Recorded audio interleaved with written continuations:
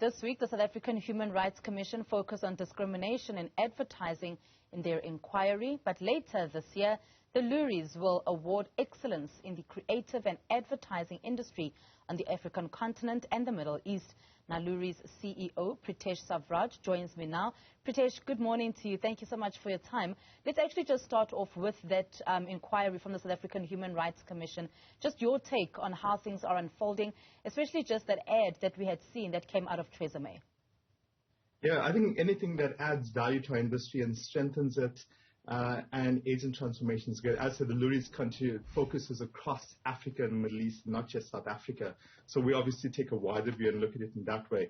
But what I should highlight is specifically with the commission work, you have the Institute of Race Relations, an independent body that's not associated with the advertising industry, who says that there's been great transformation. And in truth, racism in advertising is not really prevalent in the sense where people get the perception.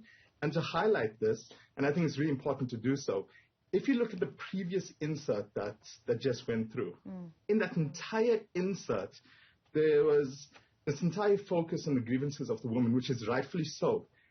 Yet the ruling of the court, the Equality Court, which ruled that it was not racist, was a passing comment in that entire insert. And that troubles me.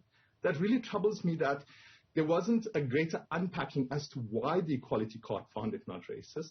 Why is it that like, what did they look at? Why did they come out with this? So your viewers have the wrong view right now, because that should have been the focus, that the Equality Court said it's not racist, and that's social cohesion, not pushing the narrative of the complainant, which was dismissed by the Equality Court. The Equality Court. So that troubles me. Well, Preetesh, we do know that, of course, the entries for the Loeries are now open. What are you looking for those that would be participating or entering these awards? Yeah, I think overall with the Loeries, what we're looking for is we're looking for transformative work that moves society forward. We're an innovation award. But part of our key criteria is that you cannot have any work that is stereotypical. And to demonstrate this, that stereotypical, that has racial bias, gender bias, biases of any sort that affects consumers across Africa and the Middle East. The judges are briefed on this, and they go through a really stringent briefing process to make sure that work like this doesn't come through. We've got bias training that has gone through for the judges itself, but ultimately with the judging panel as well. You know, we have transformed judging panels that represent Africa and the Middle East looking at the work and voting the work. And this is why you'll see amazing work coming out of the Loeries. And we do know that it has evolved, of course. The Loeries have evolved over the 44 years. You've just mentioned some of the things that have actually changed, so to speak. What more has really been evolved, or how has the Loeries evolved in the past couple of years? Yeah, so I took over from my predecessor who was there for 15 years. So I took over 2 years ago, and some of the key measures that I've been putting in place is we're getting more youth involvement. So we have a Loeries Youth Committee that represents Africa and the Middle East, and we're about to launch the next generation of the Youth Committee that's coming out. We're also doing a lot more work in terms of having greater participation from more countries across Africa and the Middle East. As you know, from an advertising, from a commercial sense, advertising has the potential to transform society. And therefore, what we want to do is ensure that there's representation and inclusivity from as many societies across Africa and the Middle East, and to have that work benchmarked against the best thinking and ideology when it comes to diversity, equity, and inclusion. Now, we do know that COVID-19 had quite the impact on companies, on individuals.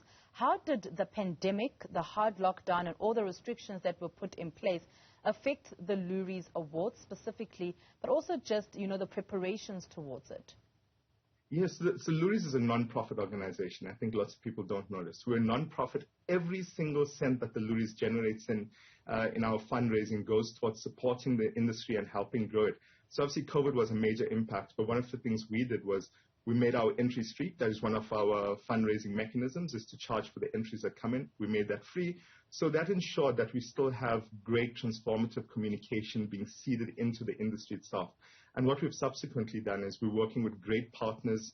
The city of Cape Town is one of our partners, and we have an amazing list of other partners from Facebook to TikTok who are all part of this journey as well, and many more that I can't even mention on this. So we're working with them to ensure that the Loeries as a body stays strong and is able to do the good work that we do in terms of helping society. Now, we do understand that the Loeries, Preetesh, are not only about awards anymore. So what more are you doing within the Africa and Middle East areas to strengthen brand communication?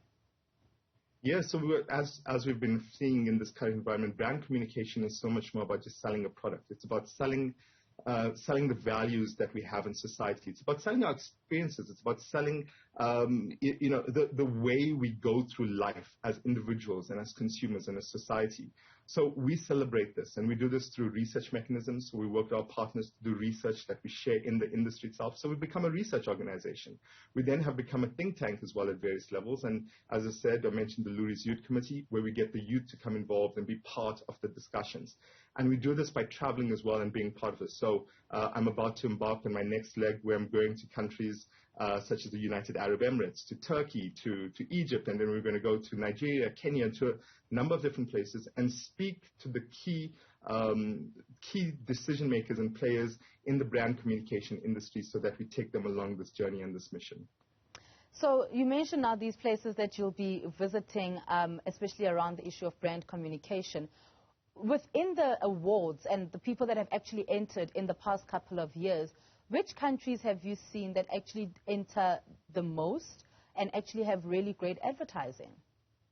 Yeah, it obviously ebbs and flows throughout all of this time. But I mean, if you want to look some amazing examples, South Africa, obviously, since we're sitting here, we have to say that South Africa produces really great, amazing advertising. Kenya is another country that produces fantastic ads, especially in the space of shared value. And then Dubai, the innovation that's coming out of the United Arab Emirates and in the MENA region, United Arab Emirates, Egypt, Lebanon, these areas are producing some really truly amazing and innovative ads that helps stimulate greater innovation across the board. So for those that would like to enter the Loeries, how can they do so? What is needed? It's actually very simple. You go to our website, which is loeries.com. That's LOERIES.com. We've got our contact details, and if you need any assistance, contact us. And let's have a discussion. If you're a first-time entrant, we can help you in this process. You've mentioned a few things about the Loeries specifically, but why would brands or should brands be interested, Preetesh, in actually entering these awards? There's a number of reasons. I think firstly is one, holding yourself up to a standard that's truly representative of the industry across Africa and Middle East. So one, from the quality of work, two, from the transformative imagery and communication, because you will be judged in terms of your communication and ensuring that you're transforming the industry and culture and society that you're part of. And then there's obviously a business reason. If you enter the Loeries and you win a Loerie Award, your job doesn't end there. It actually is an opportunity for you to go out and get work. So what we do is we support the organizations who are truly making a difference in society through that Loerie Award. They're able to go out there and say, I've been judged by the best, we've won and we continue to win, and you can trust us as an advertiser, as a brand, that you can work with our agency because we're making the best work out there. At the beginning of our conversation, Preetesh, we spoke around, the issue of racism within advertising, and we saw the issue of what's happening and what's unfolding at the South African Human Rights Commission the South African Human Rights Commission, the inquiry really into racism, alleged racism in advertising. How does the Loeries, or what role do you play as the Loeries in curbing racism, but also just, in looking at how things are being done in advertising and ensuring that there isn't some form of racist nature? Absolutely, and I think it's an important part in terms of the transformative imagery that we actually do. So our judging process is absolutely designed to have representative judges judging the work with the right mindset to ensure that the work that actually wins is truly representative of the region and of the people across Africa and the Middle East. And if you look at the South African work that's won through Loeries, it's pretty open and out there on Loeries.com as well. And you'll see that the work that we award is truly transformative. And that acts as a beacon, as a yardstick of the work that should be produced. I should be saying, and I think just to highlight, is just in terms of the current environment, it's also one of the things you have to look at. I mean, in the last year, I can stand this in a public platform and say, in the last year, can somebody show me any piece of work that's come out to any major advertiser, to a large audience that's been racist. You might find maybe a small little company that's not part of the industry truly who's out there might be doing some stuff. But has there been one racist ad that has been highlighted in public domain in the last year, produced in the last year? You're not going to find one.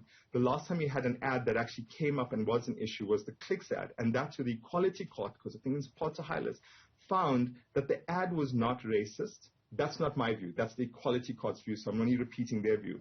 And the reason that it created such a furor was because a part of it was cropped out, and the entire ad was not consumed on its own. So as consumers, don't do silly things like this. Don't crop out ads and put it out there for sensationalism. And prior to that, the last time there was an ad that was accused of any colonialism was in 2018. Prior to 2018, it's been quite a long time. And I grew up in a generation where I was inundated with communication that was racist, that was frankly just like made me feel really, really terrible. And I think what we have to do is to repeat the words of the Institute of Race Relations. We have to celebrate the progress where it has been made. And that progress has been made in the advertising industry. Will there be issues in forward? Potentially, absolutely. But the mechanisms are in place to ensure that the industry is able to deal with it. Loeries CEO Preetesh Sewraj, thank you so much for your time this morning.